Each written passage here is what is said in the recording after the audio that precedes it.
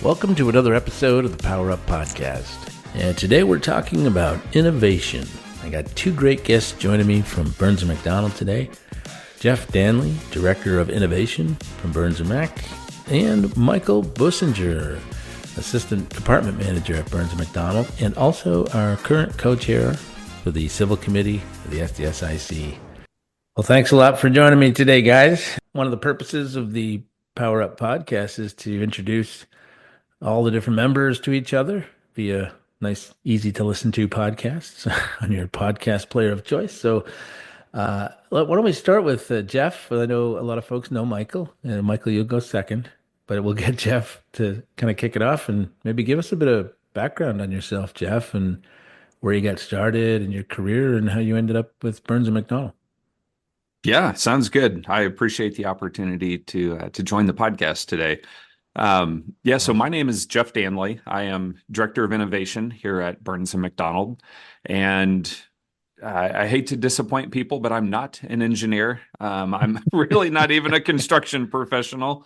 I've spent my career really at the forefront of technology. In the early 2000s, I was working at a big telecom company, and we had just introduced wireless data networks. So I really, in looking back, I did not have an appreciation for the level of innovation that I was starting my career in. You know, we had all of these handset manufacturers creating all these new devices with new capabilities, and we were advancing our communications network at an equal pace. And, you know, this intersection of what we could do by accessing data and the internet wirelessly from these devices was fantastic. So we did a lot of work with a lot of the entertainment services, even email. I distinctly remember testing email applications on consumer grade mobile phones. And, you know, the old crusty guys in the industry were like, nobody's ever going to check email on their phones. Why would you do that? That's a business thing, you know? And of course, today we all check email on our phones. And, you know, I heard similar comments when we started testing streaming audio and streaming video to mobile phones. And this was 2005, 2006, that time frame, you know, so it was before Android, before iOS. And, you know, those same old crusty guys were like, nobody's ever going to watch video on their phones. Don't waste your time. And it was only a few short months after that. I was leading a team of about 15 product developers, and our team and our third-party tech provider, we won an Emmy award for innovative use of broadcast technology. So that was pretty amazing. And of course, we all know today, you know, the proliferation of mobile video, and I don't know how many billions of hours kids spend on YouTube and TikTok on their phones, but it's that needless to say that industry took a positive turn. So, that's awesome. You know. Yeah. And from there, I took some of my lessons learned there and had I was active in the startup space and started a couple of companies and did a lot of work for some of those handset manufacturers actually that I had previously worked with. And then I got recruited over to a digital agency, and I established our innovation program that we sold into a lot of our Fortune 500 clients. And I would go in, it was kind of a chief innovation officer in a box type of a service where I would help them identify their goals and objectives, look at industry trends, and then look at what's happening in the technology space. And if you think of that as a Venn diagram, they're in the middle of the overlap of those three. If you focus your innovation efforts there, you can almost always derive value. And I did that with a number of our big clients there, and had some contacts here at Burns and Mac that they talked to me and wanted me to come over here and set up a similar innovation program here at Burns McDonald. So, and here I am, and it's great. I've been here for a little over 2 years now, and you know what I'm seeing right now, it feels somewhat similar to the early days in my career when there was so much new technology and opportunity to embrace that technology, to rethink the way we've done work in the past, and incorporate new sources of data and work more just more efficiently across the board. So I'm pretty excited what the next several years have in store for us. Oh, that's awesome. Yeah, I love that. So wait, who got to keep the Emmy Award? You know what? That's on. I think it's on a trophy shelf somewhere in probably up in the Seattle area. Oh, So there you go. So Jeff, are you in Kansas City too? I am, yes. Huh, okay. All right. At the big corporate office. That's right. That's right. Yeah, we've got several thousand of us running around here on our Burns McDonnell campus here in Kansas City. So it's Yeah. a great place to work. Great people. I was born and raised here in the Kansas City area, so I've just always stayed close here. So I've been pretty familiar with Burns and McDonald, and through their activities in the community, and certainly a lot of colleagues and friends who work here as well. So I was pretty excited to have the opportunity to join the team here. Yeah, that's awesome. I mean, what a beautiful campus that is. It's amazing. We've been there a couple of visits, as a vendor, customer, partner. Yeah, it's quite the facility. There's not too many that have a helicopter pad. Yeah. Right, right. Yeah. All right, Have our helicopter Michael. pad. Yeah.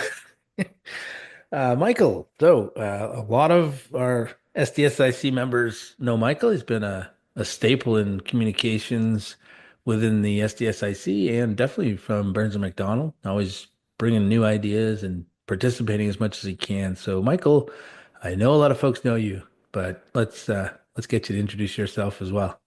Sure. Give you a quick background. Started off in the substation industry about 13 years ago. Um, as a red line drafter initially, moved up into a designer when I moved over here to Burns and McDonnell. Focused on projects, always in substation, but sometimes around facility enhancement projects with the perimeter security, substation designs in the UK, down south and in Mexico, and all across the country. So got to experience both on the physical side as well as the civil side. Um, Been able to lead a few projects, and now I oversee a team that we've got about 28 individuals on staff on the civil structural side, as well as our geographic information systems group. Wow. Yeah, awesome. And you're still committee co-chair, aren't you, for the SDSIC? I'm still the co-chair of the civil structural committee. That's right. There you go. All right. Awesome. Well, I appreciate you guys joining. Now, the fun part is we get to talk about some new cool things that Burns McDonald is doing in the world of innovation. So I don't know who wants to go first, but Jeff, that sounds like that's your that's your wheelhouse. Yeah, for sure. Yeah, like I said, we put the innovation program in place when I joined just a couple years ago, and really our emphasis with this innovation program is to not really focus on one specific technology or another. And quite often, innovation is not even about the technology. It's there's a lot of people change that goes into it, and your approach to generating new ideas and validating those ideas. And in a corporate environment, it's really imperative to have your goals and objectives stated so that when you do start generating those ideas, you can bounce those up against your corporate goals and objectives to make sure that you're going to deliver value for the company. So a lot of our innovation program, a lot of our efforts to deploy that across the company has really been grounded in deploying a consistent approach to identifying our goals and objectives. Actually, we're using the objectives and key results methodology, our OKRs, so that we've got some alignment across the company. But having said that, once we kicked off that program, that was in 2002, mid 2002. Coincidentally, a few short months after that, this generative AI technology wave really kind Yeah. of took over the world, it seems like. And I feel like that's really got a lot of attention around here. We've certainly got several other we've got many other innovative efforts underway. We've got teams that are now looking at some new opportunities to file some patents and a few other technologies that we're looking at. But I think with AI, we've kind of zeroed in on that, at least for the near term, to look at how we might deploy that technology in different parts of our business. Everywhere from in construction to finance to marketing. Our software developers are looking at some of the AI first coding tools. So I think there's just a lot of efficiencies that we can gain and delivering exceptional product for our clients as well. So like I said, I try to avoid getting wrapped up and hyper focused on a specific technology, but this is my perspective on AI and the impact of AI is it's on par with how the internet changed business in the late 90s and then how mobile devices changed business in the mid 2000s. And here we are in the 2020s, and AI will have that level of fundamental shift, and not just in our industry, but across industries. Yeah, well said. I love the analogy, right? The whole, as soon as the internet hit, it was like, how the hell are we going to sell online, and how do we do it? How do we get e-commerce going? It was, that ramp up, and then the mobile. I love your emails. Why would you want to do email on your phone? Yeah, nobody's ever going to do that. Yeah, I've never seen anything accelerate as quick as all this AI discussion. Right? It's just, people call it like the iPhone moment or whatever. I think it's bigger than that. It's been absolutely nuts. Yeah. I saw another analogy where they were comparing, these different like fundamental shifts in technology, and they were talking about how the internet really gave us the data. It created, access to data all over the world. And then mobility obviously gave us remote access to that data. We could be anywhere. We could have it in our pockets. And that's when we started seeing new experiences like, no one reads a map anymore. You are the blue dot in the middle of your screen, right? And the map literally rotates around you. And with AI, the analogy they made was that AI is now that's the compute power, right? So we've got access to the data from anywhere, and AI is going to help us create meaningful information out of a tremendous amount of data. Yeah, love it. Yep. Well, and there's so much just misunderstanding of just AI in general. There's so many different types of AI and everything. There's so much just miscommunication, right? You could spend 10 minutes on LinkedIn and just look at some of the posts. Like people think it can do everything. Others don't believe it. Other people think it's, fake. It's just all kinds of different stuff going on right now. It's an absolute jumble. I'm glad that I'm not the only one that gets faced with all of those different perspectives, because yes, on a daily basis I hear it all from AI is not real to it's going to save the world and everything in between. So it's pretty wild. It is, yeah. Yeah, it's crazy. All right, man. So let's Michael, you want to add anything there on the AI side? And Well, I think from my perspective, there's so many different tools. It's just understanding which ones are the most efficient for what it is we're working on, whether that be the substation side or foundations or site grading. All these programs seem to be incorporating it a bit as well. yeah, that's true. Yeah, we just went to Autodesk University, right, not too long ago, and it was lots of AI talk about generative design and generative AI, but also just adding it to some simple things like just CAD help. Instead of searching through 8,000 documents to get help on a function, it's going to help you kind of context right as you're doing the designs. There's all kinds of stuff going on, and yeah, it's pretty hard to keep up. Isn't that interesting though? The use case of just sorting through documents and kind of that self-help type Mm, service. We think about AI doing all of these advanced calculations and like you just mentioned, generative design. And we had about 600 students in our intern class last summer, and wow.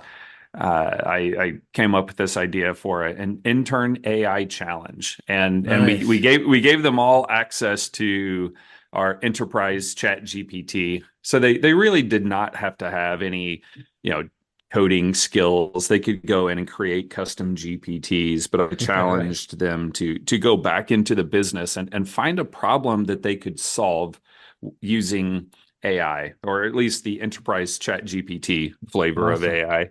And so many of them, there were several teams that their entry into this competition was uh, just what you described. It was kind of a self-help or, search and discovery of, standards documents or, internal databases of information. And, there's, it kind of grounded some of my thinking with, and there's certainly opportunity to really push the limits and do some amazing new things with Right. AI, but there's also a very real, very tangible opportunity to just simplify some of the more mundane things that people Yeah. have to do on a daily basis. Right. And it's such a, as you said, augment the things that we do as humans, right? But man, looking for data, you said it before, right? The amount of data that came in once we hooked up all our phones and everything. I can't seem to find anything decent doing Google searches anymore. It's just impossible. It's a bunch of ads and you know, different sites of non-experts, but at least if you could sort through it quicker with a like a chat GPT type of thing, it really helps. Yeah, absolutely. I just love asking it for some, IEEE standard that's 187 pages and find the calculation and it spits it out of that document. That's helpful. That's right. That's right. Well, let's talk about something very interesting for all of you, the large engineering firms like Burns and Mac. I know you guys do so many different things, but there's such a shift now with the introduction of AI just to the services industry itself. Yeah, I think services and Michael probably definitely has a perspective on this. He's probably a little bit closer to it, but from where I sit within our innovation office, I think it creates an opportunity for us to tap into things like real-time monitoring and Mm, yeah. you know tap into those just volumes of sensor and SCADA data to identify maybe it's grid imbalances or the line faults that might occur. Mm, Other things like predictive maintenance. yeah. That's something that I think once we have some of that data around those maintenance events, right? When we have to replace something, Right. or if we can start capturing all of the information about that, what are we replacing? What are we replacing it with? How long had that thing been in service? And we start capturing all of that data to really get back to preventive maintenance and start anticipating Mm, what items are going to need to be replaced or upgraded, and what's a substitute, what should we replace it with. And mm. then the last thing I'll throw out there, and then I'd love to hear Michael's thoughts on this, but dynamic load balancing, right? And just Yeah. looking at loads and using the data to anticipate new Mm. loads, right? New data centers coming online, or maybe it's crypto Yeah. mining with this new administration coming in, being hyped up on crypto. Yeah. There's Yeah. so many uh, these new demands on the grid. They're not trivial. This is not Right. urban sprawl. These are substantial uh, consumption of power, and Mm. it's going to be fascinating to watch this over the next several years. Oh, that's great. Yeah, you're right. Even the use of AI is driving up energy demand. That's right. Pretty ironic. But yeah, I saw that there's a GitHub that National Labs put out. It's they called it like Grid GPT, I think, but it's a GitHub that they put together. You can actually clone it and use it. But yeah, you're doing essentially, like you said, it doesn't have as much data, but it's a good example of just chatting with the grid instead of searching for events or having an idiot light that goes off when something's broken. You can Yeah, actually yeah. write it like real-time demand. It's just a good example of what could be done. It's pretty impressive. We had we had a really interesting conversation in the office. Actually, it's been over the past couple of days. It's been going nonstop, but a couple of days ago, Google announced their uh, quantum computing chip, that Willow Mm. chip, and it's the conversation's been fascinating because what does that do to demand for power for Hmm. AI, right? If I mean, there's certainly power required for quantum computing and keeping it at 0 degrees Kelvin, right? And cooling this thing, but the processing power, we may not need to supply power to racks and racks and racks of Mm. servers. So it'd be really interesting to see how that plays out, and if there's a significant shift in power demand when those chips become more widely available. Yeah, yeah, it's crazy, right? Yeah. So, Michael, you want to touch on the services part of this, or? Yeah, I don't know that I'm as in depth with it as I need to be yet, but I think you do make a good point. If we can, we'll have to probably find a secure way to do it, of course, with security around AI being an Mhm. ongoing topic. But if we can upload the data to look at the systems all across, like the grid across the United States, and use it to help identify where the right position should be to implement new substations or switching stations or the data centers or Mm. whatever it may be. Um, I I know that the grid isn't where it needs to be in order to handle a lot of these demands with the electric vehicles and the Mhm. electrification of everything else. And so, if we can utilize AI to our benefit to help reduce the amount of time that it takes to identify these areas, Mhm. um, I think that could be a good avenue. Yeah, that's great. That's great. And I think Jeff, when you touched on quantum computers, it was like going to be my next question of where you see all of this going. I just, like the things you can do with the AI tools that we're getting and the billions of dollars of investment from Google and Microsoft. And, I'm old enough to think I never would have saw the day when Microsoft would put out all this open source GitHub stuff. But yeah, they're releasing all of this great data and tools, AutoGen, all this framework and stuff. But then when you bring up quantum computers, when we can actually program using a quantum language and make it that much quicker, like that really starts to send off the bells and you think what's going to come in the future.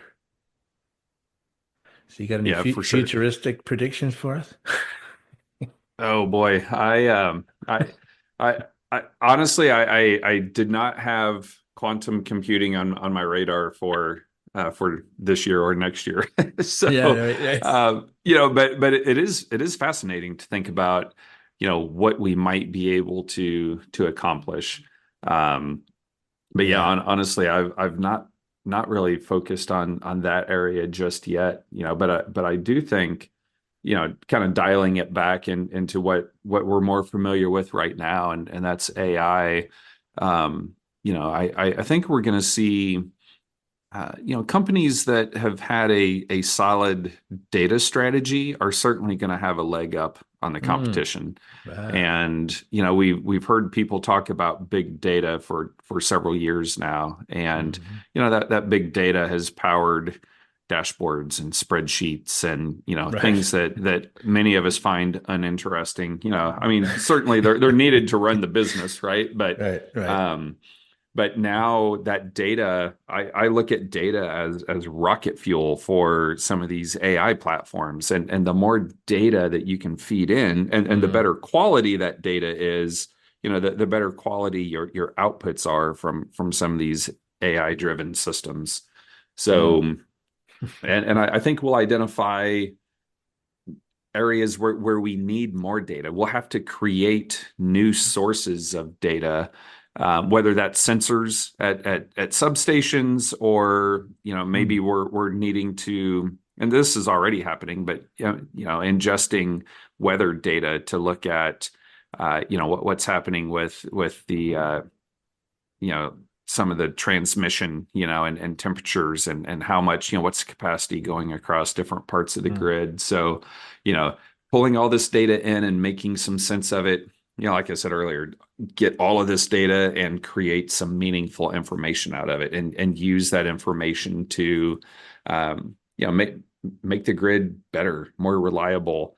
I think there's a lot of really interesting new opportunities that may have not been opportunities in the past, but as we're able to process and consume some of this information in new ways, I think we'll find new ways to create value. Mm-hmm. No, that's a great message, right? For pretty much all of our members. And you think, what can I do for, I mean, a lot of our members say they're not ready for AI. We don't have that expertise in house and everything. Well, one thing you can do for sure to get ready is start cleaning up that data, right? Like it's the misconception of, here's 7 documents. Can you make me an AI that'll make new documents? No, it needs thousands of them to do the training, right? Yeah, that's right. That's right. Yeah, and I think for those members that are early in their AI journey, I think I've mentioned this at several conferences this year. You just have to start. You start small. Don't overcomplicate it. When you just mentioned documents, it took me back to a conversation I had with a member of our legal team. And this person has a stack of agreements, on his desk that's it's a foot tall, and he's got to get through all of these agreements. And wouldn't it be great if he could run those agreements through an AI engine? And we certainly don't want AI to make recommendations on our contracts or write legal language. That's something we are not entertaining that at this point. However, we can train an AI system to look for areas of concern in those documents. And, in terms of decreasing the amount of time spent on agreements that are just not ready to be reviewed, I think there's a tremendous opportunity there where we could kick back some of those agreements to the project manager and have them go back and work with the client to address some of the initial issues that the attorneys are going to have with those agreements. They could get some of that work done so that when they do actually sit down with the legal team, they have a much more productive meeting. Instead of spending 3 hours reviewing a 50-page document, they're probably spending an hour, and most of the common issues have already been caught and been addressed by the project manager. So, I think that's a pretty simple, should be a fairly simple use case that hopefully resonates with a lot of members. We've all got agreements we have to get through, and quite often the legal department they're already overtaxed, right? So how can we help them get through some of their work more efficiently? No, that's great. I mean, that's it. That's the sweet spot right now. That, like you said, just quick hits, right? It's not to try to replace people. It's not really trying to get it to write a legal contract for your customers. It's just to be able to help us in reviewing them. See, I still remember, my lawyer sitting down and like highlighting paragraphs, like handwriting marked up printouts, and like they give them back to me. I'm like, that's not helpful. Right. I still have to read all this. It's like, I'm not a lawyer. Right. Yeah. And we got the same, right, Michael, on like the contractual side, RFPs and everything for design and engineering. There's just so much documentation to go through. It's like, can I just get help on that first? It would be nice. Yes. I think there's a lot of smaller tasks that could be kind of dealt with first, in implementation of some AI model there to help with efficiency. And I mean, ultimately, I think it really is an opportunity to give a lot of what I would say would be like career growth potential, for people. I think a lot of people are scared of it, but if you just embrace it and work with it, I think it'll just help you propel even further. Yeah, well said. Yeah, and I was going to kind of lean into that, because this is for the members, and the majority of our members are involved in design and engineering, some project management, estimation, planning. I mean, you guys have any advice for people just preparing for this whole AI thing coming, like skill sets they should look into or anything? I Uh, can offer up some thoughts on, some of the I'm kind of reflecting on some of the conversations that we've had internally, and Hmm. and this is some of the advice I've shared at some other conferences this year. Awesome. But you know, you've got to have a common level of understanding, amongst your key decision makers internally. You Hmm. know, we've yeah, I've seen a lot of companies where executives have a perspective on AI. They know what they've seen in the headlines, right? Right. Or they think, oh, I've used AI, I've used Chat GPT. That's a good introduction to some of the capabilities of AI, but there's so much more, right? And there's so Mhm. much more that can be done. So I think really understanding the true capabilities of kind of the art of the possible, like what can you do, and then certainly you can't just look at the opportunities and what could be. There are risks. We have to address some of those risks, and be Right. prepared. If we take certain steps into this AI space, what are the ramifications? What do we have to be prepared for down the road? So, with all of those thoughts, we found it best to have we've got an internal AI governance committee that's, Hmm. that committee's really set up to um, we try to stay on top of all the latest developments. I think it feels almost impossible to stay on top of the latest greatest large language models, right? Those Yeah. are like the browser wars of old, right? It's this one's the best one this week, and another one's the new best Yeah. one next week. And so we try to stay out of that game and really just focus on kind of the big picture. How do we embrace this technology? How do we ensure that we're taking a responsible approach to Hmm. AI, and just setting basic guardrails, like, we do not want AI to make decisions for us. It can inform a human and provide some context and detail, but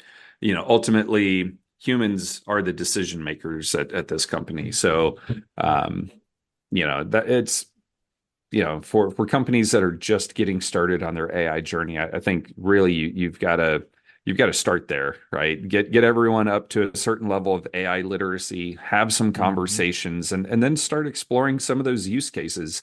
And you do not have to jump straight into, you know, building some fantastical AI solution. Start Right. reviewing some agreements, or start ingesting RFPs and looking at those RFPs to see, or can you identify risk in those RFPs, or can you Hmm. identify other projects that look similar to that RFP, so you can establish some kind of a benchmark in how you approach similar projects. I love it. That's a terrific way of getting started.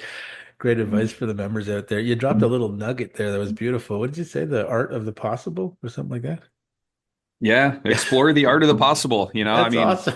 Is that a book you've or did you make that up? oh, it's probably in a book somewhere, but You can take credit here. This isn't Joe Rogan. We don't have that many people going to check. that's right. That's right. Yeah, that's fine. But we have to. You've got to understand the capabilities of the technology, right? Yeah, And yeah. then start applying that to your business. I will. So this is part of my innovation program that I've defined. There's three for an innovation program. I've identified Yeah. three key areas that you need to focus on, and one is education, right? And that's just being aware of what new capabilities exist. What can this technology do for you? Right. The next area is inspiration. So, Mhm. once you understand what the technology can do, that often I look to other industries for inspiration to see how are they deploying the technology in their unique use cases, or Yeah. maybe it's a new disruptive business model, and how might we take that and have that inspire our thinking around how we want to shift a business model or create some new service or internal efficiency. Hmm. And then the third part of that program is just the motivation, right? Like give people some motivation to get out there and act on that knowledge and inspiration and drive forward, and whether that's creating some new service because that's part of their job, or maybe we're talking about some internal competitions, kind of like the intern AI challenge, but Yeah. give people a little extra motivation to go out there and act on those new ideas that they've got, and try to create some new sources of value. Excellent. Yeah, that's a great plan. I love it. Good advice for the members too. Very well done. All right. So Michael, you want to add anything at the end here? We'll start getting wrapped up, but I think we're done predicting the future. I think that's great advice to not try. Yeah, I think for me, I think just making sure everyone comes into this industry with an open mind. Your educational institution, wherever you're going to school, they likely aren't going to teach you a lot of what you need to know about AI. I mean, you're still going to have to learn the job that you're about to do as soon as you come into the industry itself. And so before I think before people dive in and try to automate everything, they really need to take a step back and learn about what it is you're doing first, and then where can you automate things after that. I think some people try to run before they're walking with this at times. Mhm. I love having education listed as the very first thing. I mean, we talked about it right away when we get on here, right? Someone will, you go through LinkedIn and you're inundated with all these crazy marketing things. And then, we're on the software creation side of the world, and customers come and say, "Hey, can you make this? I saw this on AI." And then, well, let's back up for a second. Let's explain what it really can do and can't do. So, Yeah, I yeah, that's a always great start. I like working like with people like Jeff. Like I don't know a ton about AI. He has way more knowledge than I probably ever will on this topic. But I may have a better understanding on the substation side of it and the design solutions. And so I think two individuals working together, Hmm. one that understands solutions in each of their respective disciplines. I think you're more likely to have a great outcome than if it's just one individual trying to do it all. Yeah. You nailed it. You nailed it. Thank you. Because I'm familiar with how to facilitate innovation, or lead an innovation workshop, and kind of this process for cultivating ideas, and then moving that through this evolutionary process from idea to validating that concept, and hopefully ultimately prototyping it. But you know when you bring together people with diverse perspectives and backgrounds, and Hmm. different perspectives on the work that we do. Like I said in the beginning, I am not an engineer. Right. And so when we bring all these team members together and start collaborating on some of these new ideas, that's where the magic happens. That gets really exciting. Yeah, that's right. Yeah. Well, one of the best skills in life is knowing what you don't know. So, That's right. yeah, no, that's great. So, Jeff, do you have somebody on your team? So, if there's an engineering or a utility company out there listening to this and they want to maybe set up their own kind of innovation group, or maybe have some type of innovation workshop or something, is there someone in your group they could reach out to at Burns and McDonald? Yeah, absolutely. I've had that request uh, several times this summer, presenting at various conferences. Yeah. Yeah, I'm sure we can find a way to attach my information to the podcast here. Yeah. But yeah, I'm more than happy to field those requests directly, and we'll probably align with our internal folks that might be closer to the business, assuming it's an existing client. If it's a new client, that's fine as well. But Okay. I absolutely enjoy getting out, hearing some of those new ideas and use cases and just helping our clients explore this space. We need to get better as an industry of, around sharing this information. Yeah. I've also mentioned several times this summer that, we need standardization and, on this particular technology.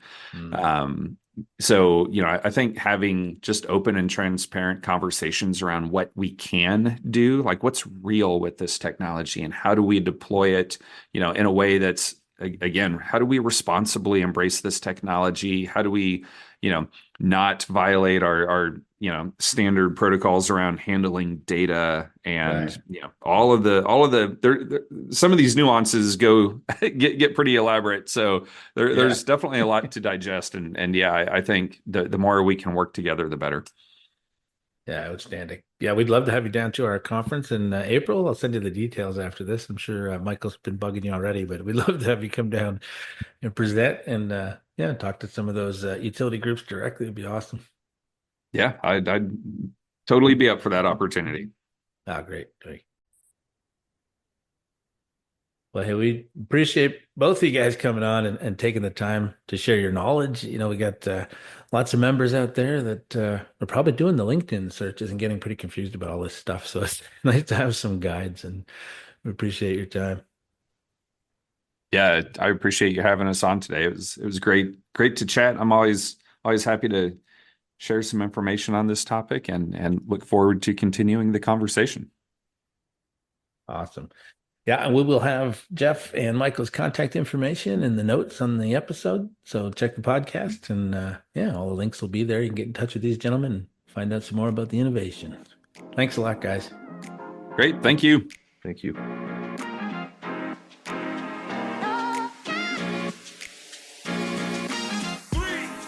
Thank you for listening to the Power Up Podcast today. If you enjoyed this conversation and you're not yet a member of the SDS-IC, join for free at sdsconsortium.com. Be part of the community and all these great conversations. And maybe you'll be the next guest on the Power Up Podcast.